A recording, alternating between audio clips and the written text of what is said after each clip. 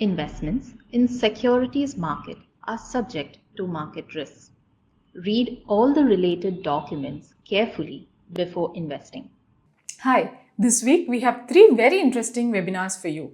First, on the 31st January at 4:30 pm, we have a webinar about the role of fixed income in asset allocation in 2025. In this webinar, we will discuss about the evolving landscape of fixed income in 2025, exploring key themes such as navigating shifting interest rate environments, optimizing portfolio diversification, and identifying attractive opportunities within various fixed income asset classes. The next webinar, titled Invest Smart in Volatile Times, will be at 5:30 pm. This webinar will cover strategies for managing risk, optimizing returns, and building a resilient portfolio in volatile times. And on 1st February at 1:30 pm, we have a webinar titled Multi-Asset Strategy for a Volatile Year. In this webinar, we will discuss how a multi-asset strategy can help you balance risk and reward, ensure steady growth, and protect your portfolio during volatility. If you would like to join us for any of these webinars, please register in the link given below.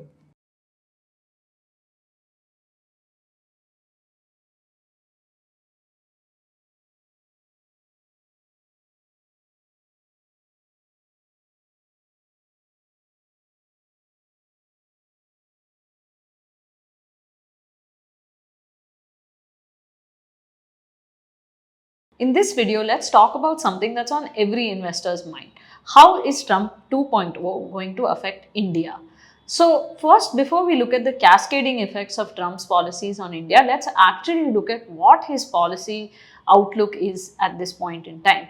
So one thing that has been pretty clear is that Trump's policies have been pro-growth, but they're also inflationary in nature. So let's look at some of the key things that have come out from his executive orders that were announced last week, right after the inauguration ceremony, and try to understand how these changes could actually affect us as investors. The first policy that we're going to look at, which is grabbing headlines, is immigration and birthright citizenship. Now, an executive order isn't actually law. There are a lot of stages before you can fully implement it. But it clearly signals an intention in terms of what is the direction that he wants policy making to take.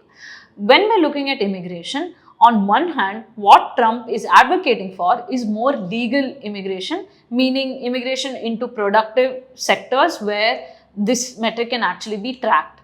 The second thing that he's trying to do here is to curtail this illegal immigration so that you have more taxpayers which are coming into the net, and at the same time these benefits actually go to more Americans. So clearly the agenda has always been America and Americans first. What the second order effect of this policy could be is that if he stems immigration in a large way, then you're going to see a lot more inflationary effects coming in, because the same labor is going to be more expensive to acquire. So as labor or wage growth sort of rises, you're going to see more inflation from that side. Now let's talk about the second big policy change, which is of course on the tariff side.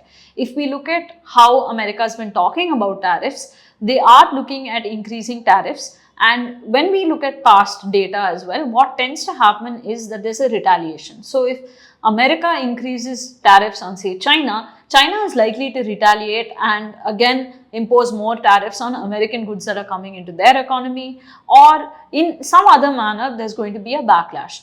This we saw during the trade war, and it's not uncommon for countries to retaliate in these kind of situations.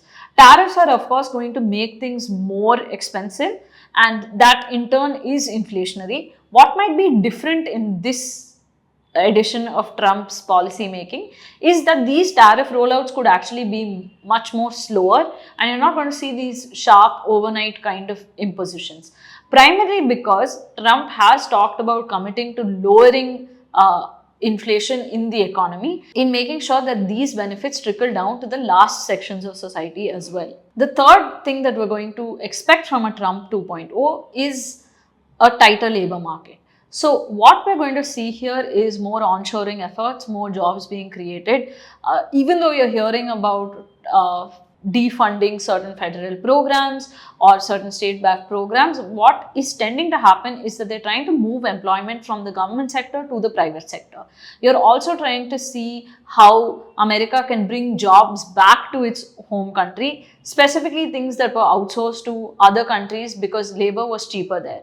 When you have this kind of onshoring or job creation that's happening, you're going to see a tighter labor market, you're going to see wage growth shoot up, you're going to have higher labor input costs, which can be inflationary in nature, but at the same time, you're also going to have a lot more security in terms of employment. There are going to be more jobs and less unemployment that you see as the output from these actions.